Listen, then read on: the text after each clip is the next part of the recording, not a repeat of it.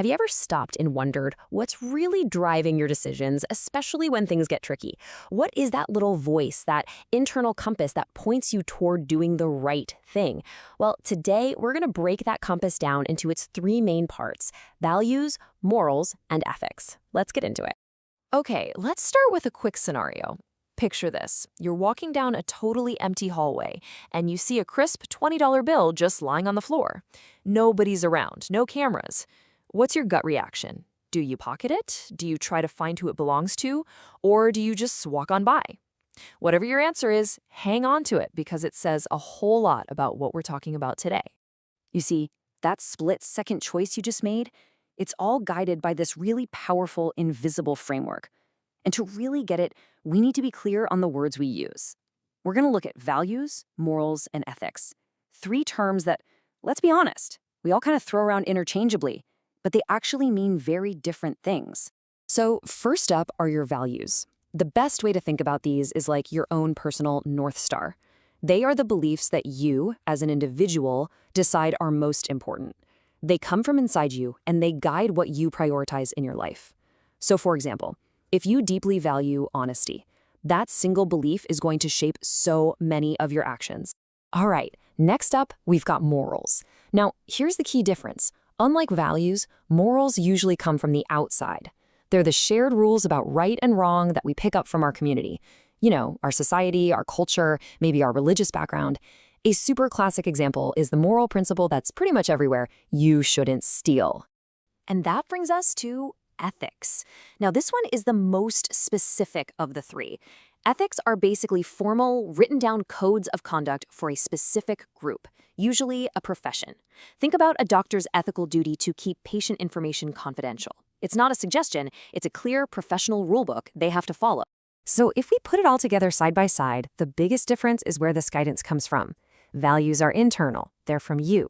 Morals and ethics are external, they come from society or your job, and yeah, sometimes they can conflict. But to keep it simple, deciding that family is your top priority is a personal value. Following a social rule like respect your elders is a shared moral, and keeping a client's data private, that's a professional ethic. So we've got our own personal beliefs and these external rule books. But what happens when we actually put them into practice? This is where a really crucial idea comes into play: integrity. Integrity is basically the bridge between what you believe and what you do. It's all about consistency. It means your actions line up with your thoughts and your words. It's proof that you don't just talk the talk, you actually walk the walk. It's where your personal code meets the real world. This quote just nails it, right? It gets to the absolute heart of integrity. It's not about putting on a show for other people. It's about who you are when you think nobody's looking. And that brings us right back to that $20 bill in the hallway, doesn't it? So let's connect the dots here. The student who decides to turn in that money isn't just following some rule they were taught. Their personal value, honesty, is the engine driving their action. And that perfect alignment of their value with their action, that right there is a perfect example of integrity.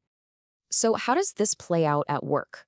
Well, integrity on the job is what we often call a strong work ethic. It shows up in things like being reliable, dedicated, and cooperative. Think about an employee who always gets their work done on time, and then, without being asked, offers to help a coworker who's struggling. That's not just them being nice, that's them living out their professional integrity. Okay, so we've covered how these principles guide us personally and professionally. But what about our role in the bigger picture, in our communities? How do we take these ideas and apply them on a larger scale?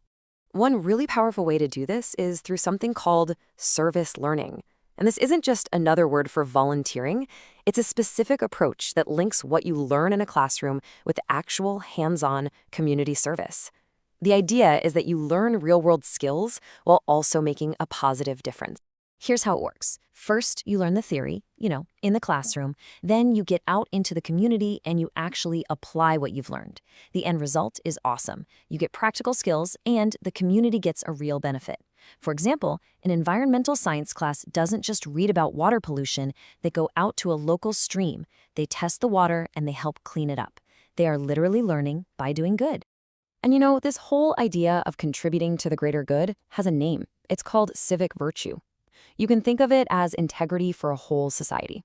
It's all about the duties and behaviors of a good citizen, someone who consistently puts the well-being of the community first. And look, having civic virtue doesn't mean you have to do some grand, heroic act. It's really in the small, everyday stuff. Making sure you're registered to vote, staying up to date on local issues, or even just taking 2 extra seconds to make sure you're putting your recycling in the right bin. We have covered a lot of ground here, from our most personal values all the way up to our duties as citizens. But you might be wondering, is there one simple idea that ties all of this together? Like one single rule that could guide us through almost anything? You bet there is. And it's one you already know: the Golden Rule. This simple, incredibly powerful statement is really the foundation of respect. It's the bedrock for so much of our moral and ethical thinking because it's all about recognizing the humanity in everyone. And what does that actually look like day to day? Well, it can be super simple. It means really listening when someone is speaking, even if you totally disagree with them. It means being open to different perspectives, and on the most basic level, it just means being polite. So, if there's one core idea to take away from all of this, it's this. Morals and ethics give us the rule books for how to act in society and at work, but it's our internal values, what we truly believe in, that give us the motivation to actually follow those rules. And when that motivation and those rules come together, that's when you get integrity. And that brings me to a final question for you. Now that you have this framework, just take a second to think. When it really matters, when you're facing a big decision, what is the one core value that guides you more than any other? Because knowing that, that's the first step to living a life with true intention and integrity.